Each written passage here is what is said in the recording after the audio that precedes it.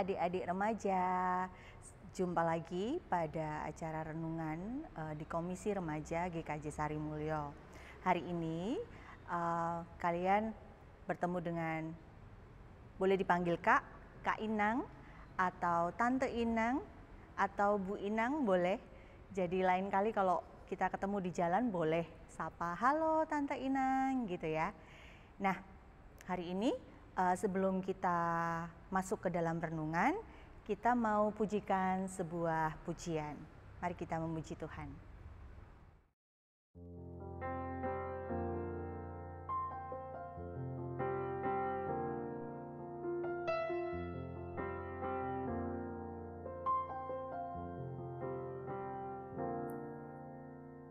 Firman-Mu pelita bagi kakiku, terang bagi jalanku.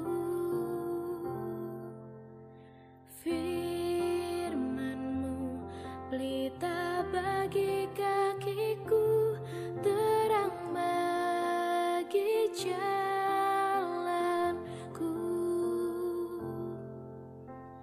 Waktu ku bimbang dan hilang jalanku, tetaplah Kau di sisiku.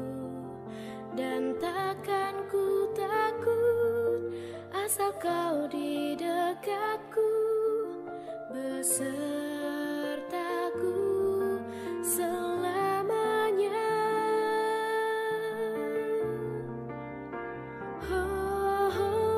Firman-Mu pelita bagi kakiku, terang bagi jalanku.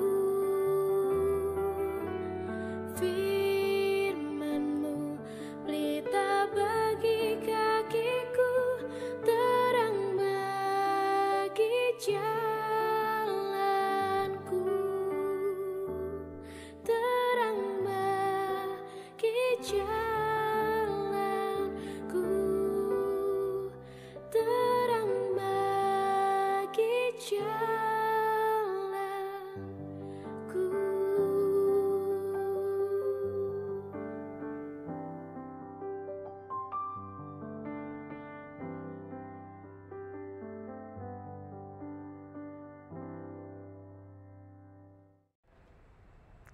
Mari kita bersatu dalam doa.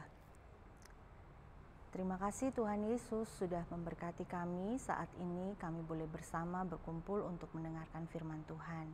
Tolong kami Tuhan, supaya Tuhan boleh bukakan telinga kami, mata kami, pikiran kami, hati kami untuk mendengarkan firman Tuhan hari ini. Dan kiranya firman Tuhan boleh ada di dalam hati kami dan boleh kami lakukan di dalam kegiatan kami sehari-hari. Terima kasih Tuhan Yesus, dalam nama Tuhan Yesus Kristus kami berdoa dan mengucap syukur. Amin. Nah teman-teman, firman kita hari ini diambil dari Lukas pasalnya yang ke-8 ayatnya ke-4 sampai 15. Pakai kacamata dulu ya. Oke. Lukas 8 ayat 4 sampai 15. Perumpamaan tentang seorang penabur. Ketika orang banyak berbondong-bondong datang, yaitu orang-orang yang dari kota ke kota menggabungkan diri pada Yesus, berkatalah ia dalam suatu perumpamaan. Adalah seorang penabur keluar untuk menaburkan benihnya. Pada waktu ia menabur, sebagian benih itu jatuh di pinggir jalan, lalu diinjak orang, dan burung-burung di udara memakannya sampai habis. Sebagian jatuh di tanah yang berbatu-batu, dan setelah tumbuh, ia menjadi kering karena tidak mendapat air. Sebagian lagi jatuh di tengah semak duri, dan semak itu tumbuh bersama-sama dan menghimpitnya sampai mati. Dan sebagian jatuh di tanah yang baik, dan setelah tumbuh berbuah 100 kali lipat. Setelah berkata demikian, Yesus berseru, "Siapa mempunyai telinga untuk mendengar, hendaklah ia mendengar." Murid-muridnya bertanya kepadanya, "Apa maksud perumpamaan itu?" Lalu ia menjawab, "Kepadamu diberi karunia untuk mengetahui rahasia kerajaan Allah. Tetapi kepada orang-orang lain, hal itu diberitakan dalam perumpamaan, supaya sekalipun memandang mereka tidak melihat, dan sekalipun mendengar mereka tidak mengerti. Inilah arti perumpamaan itu. Benih itu ialah firman Allah. Yang jatuh di pinggir jalan itu ialah orang yang telah mendengarnya. Kemudian datanglah iblis lalu mengambil firman itu dari dalam hati mereka, supaya mereka jangan percaya dan diselamatkan. Yang jatuh di tanah yang berbatu-batu itu ialah orang yang setelah mendengar firman itu menerimanya dengan gembira, tetapi mereka itu tidak berakar. Mereka percaya sebentar saja, dan dalam masa pencobaan mereka murtad. Yang jatuh dalam semak duri ialah orang yang telah mendengar firman itu, dan dalam pertumbuhan selanjutnya mereka terhimpit oleh kekhawatiran dan kekayaan dan kenikmatan hidup, sehingga mereka tidak menghasilkan buah yang matang. Yang jatuh di tanah yang baik itu ialah orang yang setelah mendengar firman itu menyimpannya dalam hati yang baik dan mengeluarkan buah dalam ketekunan. Demikian firman Tuhan. Nah, adik-adik, dari firman yang kita baca hari ini, kita belajar bahwa ada perumpamaan tentang orang yang menabur benih. Nah, benih itu adalah perumpamaan dari firman Tuhan. Ketika Tuhan menaburkan firman-Nya, baik itu di gereja, baik itu di persekutuan, ketika kalian datang persekutuan di komisi remaja, atau kalian membuka YouTube komisi remaja. Nah, di situ pasti akan ada firman yang dibacakan atau yang akan kalian dengar. Nah, perumpamaannya seperti ini. Pertama, benih yang ditabur atau firman Tuhan. Yang pertama, ketika kalian dengar, benih itu seperti benih yang jatuh di pinggir jalan. Dan karena di situ jalan banyak burung, akhirnya benih itu dipatuk oleh burung, dimakan. Itu sama halnya dengan orang-orang yang ketika mendengarkan firman Tuhan, dia tidak siap hatinya, dia mengeraskan hatinya. Jadi firman Tuhan yang masuk ke dalam hatinya tadi diambil oleh iblis. Tujuannya apa? Supaya kita tidak percaya sama Tuhan, supaya kita tidak diselamatkan. Nah, misalnya mungkin teman-teman nih, kan sudah beberapa kali ya komisi remaja mengundang teman-teman untuk datang bersekutu di hari Sabtu, atau kemarin yang baru saja itu kalian Natalan bersama. Mungkin kalian nggak mau berangkat, tapi mama atau papa yang tahu, kan ada persekutuan remaja, ayo datang. Tapi aku nggak mau, waktu malas, nggak kenal teman-temannya. Jadi kalian datang ke persekutuan dengan hati yang dikeraskan, aku sebenarnya nggak mau. Nah, sampai di gereja, ketika persekutuan, ketika kakak atau siapapun yang menyampaikan firman hari itu, menyampaikan firman Tuhan, hatinya nggak siap untuk menerima itu. Jadi firman Tuhan langsung diambil oleh iblis. Kamu nggak dapat apa-apa di situ. Nah,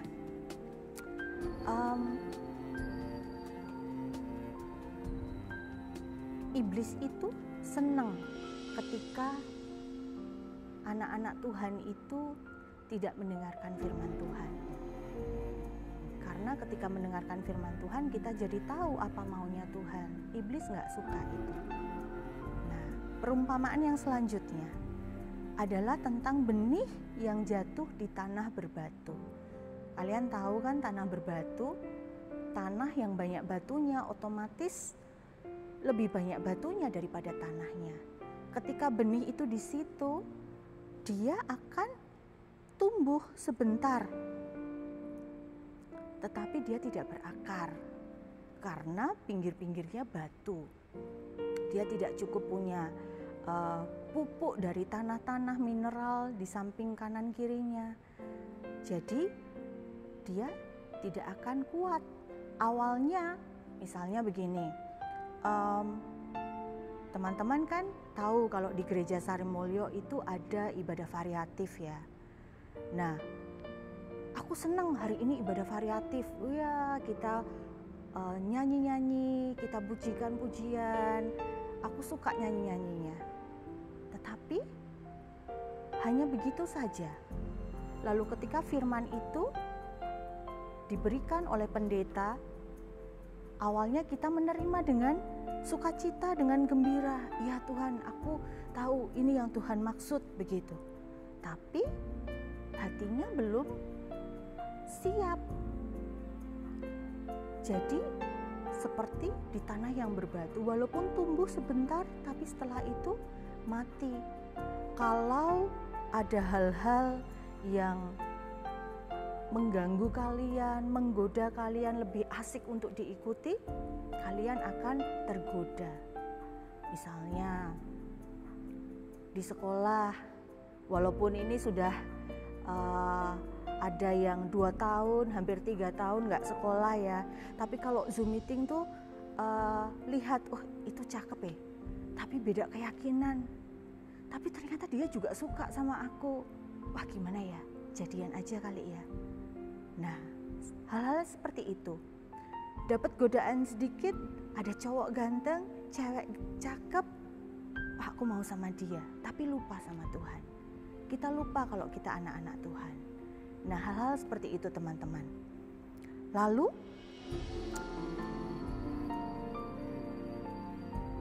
perumpamaan yang ketiga, benih yang jatuh di semak yang berduri.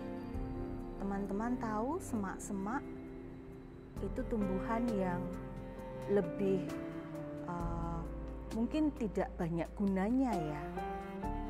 Dia bisa berduri. Nah, ketika firman Tuhan itu masuk ke dalam hati yang banyak semak-semaknya, dalam artian apa? Banyak kekhawatiran dalam hatinya, banyak godaan-godaan seperti misalnya kekayaan. Aku kan udah kaya, aku nggak perlu yang seperti itu. Atau kalian lebih suka, aku mendingan main gadget aja, ngapain gabung persekutuan, itu nikmat banget main gadget gitu ya. Jadi itu diumpamakan seperti semak-semak dalam kehidupan kita. Nah, kalau firman itu jatuh pada orang-orang yang seperti itu, awalnya dia akan tumbuh. Tapi ketika tumbuh apa yang terjadi? Semak-semaknya lebih kuat, firmannya nanti jadi mati. Kita sudah lupa lagi firmannya. Seperti itu. Jadi kekhawatiran itu jangan salah teman-teman. Kekhawatiran itu juga bisa menjadi seperti semak-semak dalam hati kita. Wah, jangan-jangan nanti kalau aku datang persekutuan, nanti aku dicuekin. Oh, jangan-jangan nanti, jangan-jangan banyak jangan-jangannya. Sudah, berikan itu ke Tuhan saja. Serahkan semuanya ke Tuhan Yesus. Serahkan semua kekhawatiranmu. Gitu ya. Nah, perumpamaan yang keempat. Benih yang jatuh di tanah yang baik. Nah, ini yang paling keren ya. Ini adalah orang-orang yang siap menerima firman Tuhan.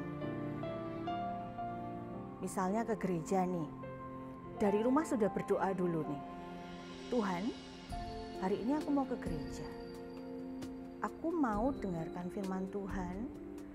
Siapapun nanti pendetanya, siapapun nanti majelis yang bertugas, siapapun nanti sebelah kanan atau kiriku, yang penting aku mau datang, aku mau dengarkan firman Tuhan. Tuhan tolong buka hatiku, berikan aku hikmat supaya aku tahu apa yang Tuhan maksud melalui firman hari ini. Nah, jujur Tante Inang pernah merasakan hal yang seperti itu. ketika Tante Inang ke gereja dengan perasaan seperti itu, nggak peduli siapapun pendetanya. Jadi kita nggak pilih-pilih, kalau pendeta itu aku kayaknya lebih masuk, kalau yang ini enggak. Jadi kita serahkan saja sama Tuhan, siapapun nanti Tuhan, aku mau Tuhan yang buka hatiku. Nah, akhirnya ketika mendengarkan firman pun jadi masuk firman-Nya, masuk ke hati, seperti itu ya. Nah, setiap saat kita juga akan ingat itu firman itu. Nah, lalu teman-teman, selain itu bertekun dan berdoa itu juga sangat penting. Karena ketika hanya mendengar firman saja, lalu kita tidak bertekun, lalu kita tidak berdoa minta Tuhan selalu menguatkan kita, ya kita hanya akan kuat saat itu saja, tetapi seterusnya jadi kita harus selalu mengandalkan Tuhan, menyerahkan hidup kita sama Tuhan. Satu lagi, ketika benih di tanah yang baik yang siap ditanami itu adalah tanah yang gembur, iya enggak?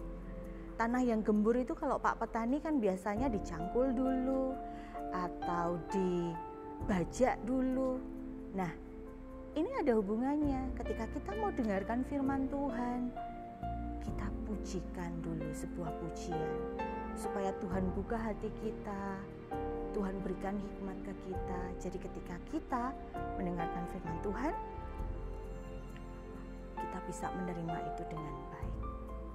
Gitu ya. Teman-teman, tadi sudah ada perumpamaan 4 tentang hati yang menerima firman. Yang pertama tandus, yang kedua adalah berbatu, ketiga banyak semaknya, keempat adalah tanah yang baik yang gembur. Sebenarnya itu adalah pilihan kita. Jadi kamu mau menjadi yang mana? Itu adalah pilihanmu. Jadi bukan, wah ini salahnya iblis nih kalau aku jadi tanah yang tandus. Lah nanti iblisnya datang, aku lagi yang disalahin gitu. Enggak. Jadi teman-teman, kita punya akal, pikiran, kita boleh menentukan aku mau jadi yang mana. Tante Inang harap semuanya mau jadi tanah yang subur. Nah, tetapi kalau kamu sudah menentukan itu pun, kalian tetap harus memohon penyertaan Tuhan. Kalian tetap harus mengandalkan Tuhan, supaya Tuhan sendiri yang membukakan hatimu. Hatimu menjadi tanah yang subur buat firman Tuhan yang akan ditanam di situ, supaya firman itu tumbuh, menjadi besar, berakar, berdaun lebat, juga berbuah lebat. Gitu ya teman-teman ya. Nah, hari ini cukup sekian. Kita mau tutup di dalam doa ya. Mari kita bersatu di dalam doa.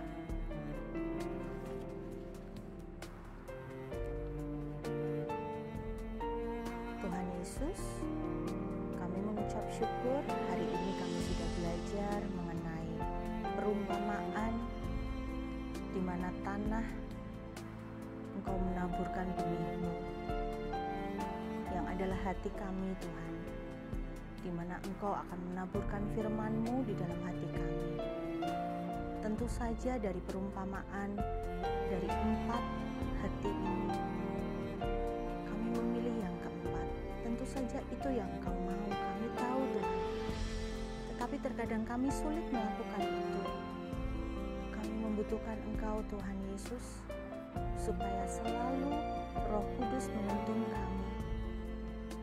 Di setiap kami mendengarkan firman Tuhan, hati kami disiapkan, kami boleh melantunkan puji-pujian, menggemburkan hati kami supaya hati kami siap diisi oleh firman-Mu. Diberkati kami dengan hikmat, pengertian atas firman yang kami dengar, supaya kami dapat mengerti, menyimpannya dan melakukannya. Dan Tuhan sendiri yang akan menjaga kami selalu, menyertai kami selalu, supaya apa yang sudah kami terima itu tetap ada dalam hati kami. Kami boleh bertekun dan firman itu berbuah lebat Tuhan. Terima kasih Tuhan Yesus. Kami mau serahkan kehidupan kami ke dalam tangan Tuhan. Tuhan yang pimpin kami menjadi hati yang subur untuk firman Tuhan. Berkati setiap anak-anak remaja di GKJ Sari Mulyo terkhusus, dan semua umat Tuhan dimanapun berada. Tuhan yang memberkati kami semuanya.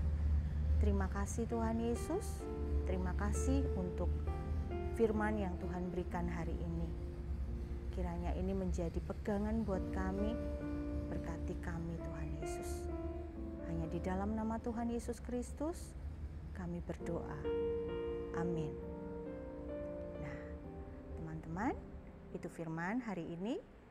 Kiranya teman-teman semakin diberikan hikmat oleh Tuhan menerima firman yang Tuhan berikan setiap saat, setiap waktu. Walaupun itu hanya mendengar, walaupun itu melihat YouTube atau ke gereja, teman-teman akan disiapkan hatinya. Sampai bertemu di lain kesempatan. Sampai jumpa. Tuhan memberkati.